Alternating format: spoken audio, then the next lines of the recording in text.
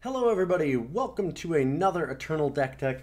Thank you so much for putting up with me over the last couple of weeks as I've been a little bit lax about updating the channel. The reason being that we did our Pickle Challenge. So we just finished that, and thanks to all of the amazing community that I have, we raised about $4,000 on a goal of only $1,500 for Doctors Without Borders. So thank you so much. I can't say enough about it. It was an absolutely wonderful experience. But we do have the winner from October's Tournament of Power, where all of the subs send in their decks. You might remember that I've done a few of these now, where every single month we take all of the decks that are submitted by our subs and patrons on Twitch, and I play all of them in a massive round-robin tournament, and we determine which one is the best. Through a bunch of random things and chat votes and all kinds of wild things. So at the end of the month we do that on the last weekends, and the most recent deck that we had was a Tome deck by Missing Matter. So you might have seen me do a different Tome deck. Didn't have as many colors as this one. This one's pretty sweet. So this one adds a little bit of justice so that you get things like Ironfist Chancellor and Alessi. And if you don't know what tome I'm talking about, it's Tome of Repitition. So the whole idea of the deck is to use a ton of spellcraft weapons and just go way over the top of your opponent. This one's surprisingly resilient. It is obviously very greedy. It's 4 colors. It's got massive, huge effects. But it can survive for a really long time. Alessi buys you a lot of time by giving you a ton of extra armor and having just like a really cheap early threat that can get quite large. It's tough to deal with, and you can protect all of your units with having like Sword of Unity or getting a stand together out of the market. So you're able to kind of slow things down and play that game that you want to play, where you can go a little bit longer and go to the late game and beat your opponent with just the overwhelming board advantages that you can get with this deck. So what you're going to be trying to do, kind of the number one thing, is to get Tome of Repetition onto an Ironfist Chancellor. Because with Ironfist Chancellor, you pay 5 to get a 2/2 soldier with a copy of every single weapon that's on Ironfist Chancellor. So you can get, say, 3, 4, 5, 6, if you want, Tomes of Repetition, and also whichever other weapons you happen to have on it, like Linebreaker's Shield, Sword of Unity, Vanquisher's Blades, etc., etc. There are many games where you'll end up starting to go off. You'll have an Iron Fist Chancellor and a Tome of Repetition on it, and you'll be able to play like a Linebreaker's Shield and stun your opponent's entire board, like stun 10 creatures at a time, things like that, or get like 3 or 4 different uses out of Sword of Unity instantly. Really insane things. One of the ways that you can do that is, it seems like, well, that's way too much power, you could never play that. Horde Plunderer. All of your weapons spellcraft for free. So that's the reason why you have Horde Plunderer in this deck, is just to kind of like set up for those over-the-top situations. It's also just really good. Kind of one of your ideal plays. Like, you want to get Iron Fist Chancellor down and you would like to have some weapons on it. But one of your best starts is to, on turn 5, just go Horde Plunder and immediately Tome of Repetition, because then you can spellcraft twice right away, ramps you all the way up to 7 instantly, and then you're set up. Even if they manage to somehow kill the Horde Plunderer, you're still getting a massive amount of advantage because you've ramped yourself a whole bunch, and you can kind of set up to go from there and start just playing a bunch of other weapons or like other really big nasty creatures. So we've got like a ton of kind of low-end threats. We've got Desert Marshals to stop a lot of aggression. You have Alessi, obviously, because if you are playing, like we said, Tome of Repetition, you get 2, 3, 4 things a turn sometimes. Then Alessi gets large very quickly off of all the spellcrafts. Iron Fist Chancellor, talked about. I mean, it just goes way over the top once you have a couple of weapons to slap on it. Aurelian Merchant goes ahead and gets you our Temple Standard, which, if you don't know, why is this in the market? You know, depleted power in your market?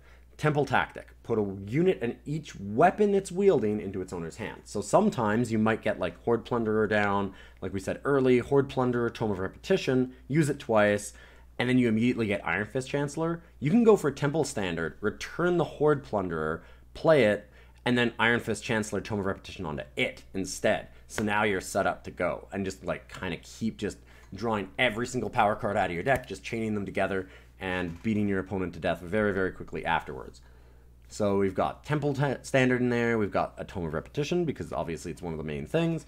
We also have Stand Together and Cirso's Cleavers. So our Aurelian Merchant gets 4 out of the 5 cards out of the market. We also have Genev Merchant to get the last one, which is Horde Plunderer, because Tome of Repetition and Horde Plunderer are so important. Missing Matter decided to split them up, make sure that you can get both of them, and then you can still get Cirso's Cleaver, so you still have a little bit of crossover, where Cirso's Cleaver will also get you, I mean, obviously a ton of value if you can actually have a Horde Plunderer in play, because you can wipe out opponents' boards.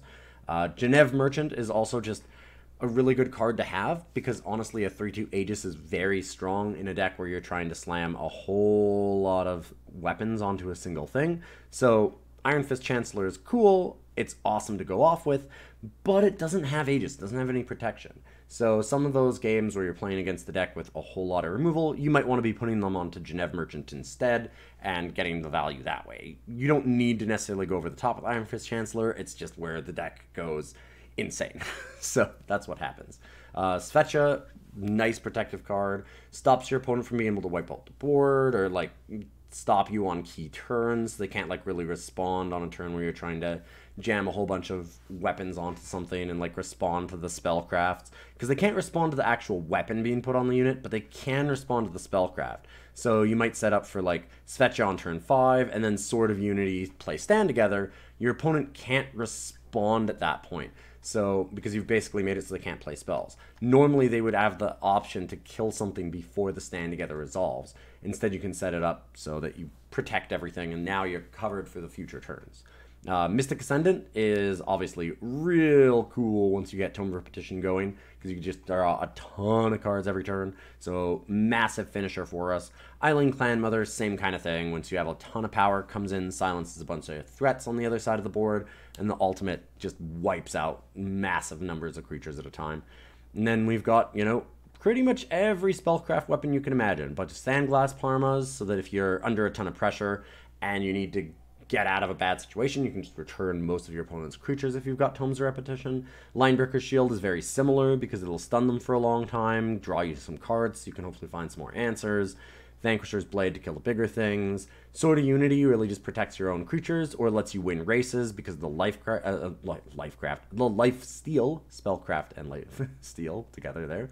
And Cirso's Cleaver, you know, just kind of doing Cirso's Cleaver things. We had that in our last deck when we did Tome, because Killer is amazing, and Feeding Time, I mean, there's a lot of things that Sandglass Parma might return, things like Merchants, which you don't really want to do, because then they get to go to the market again.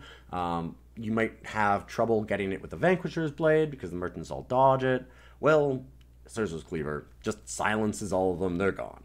You don't ever have to worry about Mokto or whatever once you get a Cirso's Cleaver, because it just wrecks them all. And Gleaming Shield to give a little bit of Aegis, and of course Mirror Image is pretty good when we're talking about things like Iron Chancellor.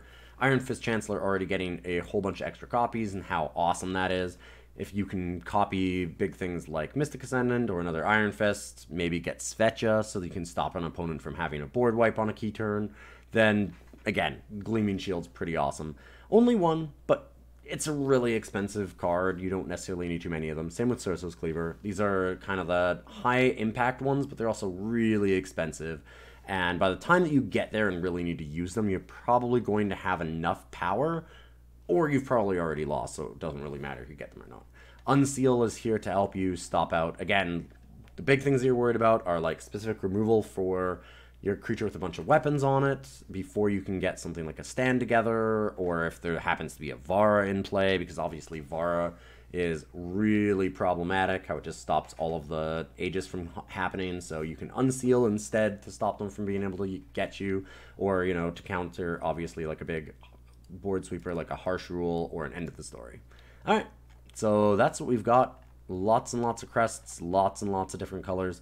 We have obviously a bunch of sigils, which is surprising for 4 colors, but then you realize, right, Tome of Repetition, you have to have sigils to get, so you're trying to play a lot more sigils than normal, but the mana's worked out pretty well for me. There are enough crests and banners that it hasn't been a huge deal, and obviously Tome of Repetition Well, demanding you do a lot of sigils so that it makes it seem a little bit dicier also fixes you colors. So it's not as bad as you'd think. You really just need the time, and if you get a tome, then you're kind of set up, good to go.